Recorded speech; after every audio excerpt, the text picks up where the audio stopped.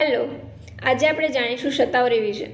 શતાવરી કે જે ગુરુ એટલે કે પચવામાં ભારે હોય છે, શીતવીર્યવાળી એટલે કે ઠંડા સ્વભાવવાળી હોય છે, તેમજ મધુર રસવાળી અને કડવા રસવાળી હોય છે. એ આપણા શરીરમાં રસાયણ તરીકે કામ કરે છે. આ ઉપરાંત એ મેદાવર્ધક છે એટલે કે બુદ્ધિને વધારે છે. જેમને વધારે પડતું એન્ઝાયટી, સ્ટ્રેસ તેમજ ક્રોધ, ચીડિયાપણું રહેતું હોય તેમણે પણ શતાવરીનો ઉપયોગ કરવો જોઈએ. આ ઉપરાંત એ અગ્નિવર્ધક, પુષ્ટિકરણ એટલે કે શરીરની સાથે ધાતુનું પોષણ કરે છે અને શરીરમાં બળને વધારે છે. આ ઉપરાંત આંખ માટે ઉપયોગી છે તેમજ વાત અને પિત્તના વિકાર માટે ઉપયોગી છે. ખાસ કરીને અમ્લપિત્ત, ડ્યુઓડેનલ અલ્સર, પિત્તાતિસાર તેમજ રક્તાતિસારમાં એ ખૂબ ઉપયોગી છે. એ શુક્રવર્ધક છે એટલે કે વીર્યને વધારે છે, સ્તન્યવર્ધક છે એટલે કે બ્રેસ્ટ ફીડિંગને વધારે છે, તેમજ બલ્ય છે એટલે કે શરીરને બળ આપે છે અને શરીરમાં સ્ટેમિના વધારે છે. આ ઉપરાંત એ સોજાને ઘટાડે છે તેમજ ઘણા બધા ઉપયોગો જેમ કે વુમન્સ હેલ્થ માટે શતાવરી ખૂબ જ ઉપયોગી છે.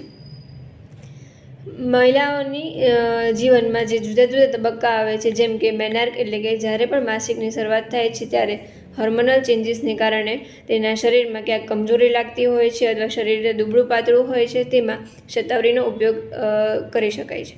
આ ઉપરાંત જેમને પીસીઓએસની સમસ્યા છે, જેમને વેઇટ ગેઇન નથી થતું, તેમના માટે પણ શતાવરી ઉપયોગી છે. આ ઉપરાંત પ્રેગ્નન્સીના જ્યારે કન્સેપ્શન માટે પ્લાનિંગ કરી રહ્યા હોય છે ત્યારે પણ શતાવરી ઉપયોગી છે. પ્રેગ્નન્સીમાં પણ શતાવરીનો ઉપયોગ કરી શકાય છે. તેમજ પોસ્ટ પ્રેગ્નન્સી એટલે કે જ્યારે ડિલિવરી પછી બાળકને પોષક તત્વયુક્ત દૂધ મળી રહે એ માટે સારું બ્રેસ્ટ ફીડિંગ આવે એના માટે પણ શતાવરી ઉપયોગી છે. શતાવરીનો ઉપયોગ શતાવરી પાવડર તરીકે તેમજ શતાવરી કલ્પ જે માર્કેટમાં અવેલેબલ છે તેમાં કરી શકાય છે. પરંતુ જ્યારે પણ પ્રેગ્નન્ટ વુમનમાં જ્યારે શુગર વધારે આવતું હોય છે ત્યારે શુગર ફ્રી શતાવરીનો ઉપયોગ કરવો જોઈએ. આ ઉપરાંત ઘણા બધામાં શતાવરીને કારણે રિએક્શન જોવા મળે છે જેમ કે સ્કિન એલર્જી, એબ્ડોમિનલ બ્લોટિંગ તેમજ લાલ ચકામાં થઈ જવા આવું જોવા મળતું હોય છે. એટલે જે કોઈ પણ વ્યક્તિ કફ પ્રકૃતિવાળું છે, જેમાં કફના વિકારો છે, જેની પાચન શક્તિ મંદ છે, તેમજ જેને પણ એસ્પરેગસ ફેમિલીની એલર્જી છે તેમણે શતાવરીનો ઉપયોગ ન કરવો જોઈએ.